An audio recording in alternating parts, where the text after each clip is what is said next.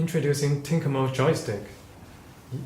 Using a joystick, you can give input in two axes, the vertical y-axis and the horizontal x-axis.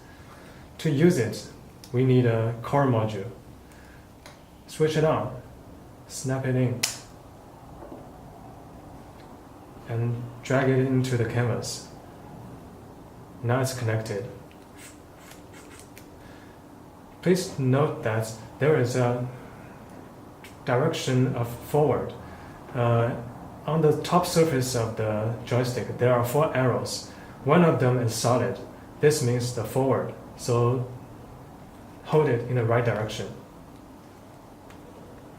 And what can it do? It can control 2 devices at one time. Let's see how it controls a servo and a motor. Let's drag the servo in and connect it to the right side of the joystick and the motor on the bottom side. Now I can use the joystick, use the horizontal direction to control the servo, the vertical direction to control the motor to spin back and forth, and together they're like this. And what's the use of it? Let's see this one. This is a very simple model made of Tinkermo. It's a motorcycle. You can simply snap them like this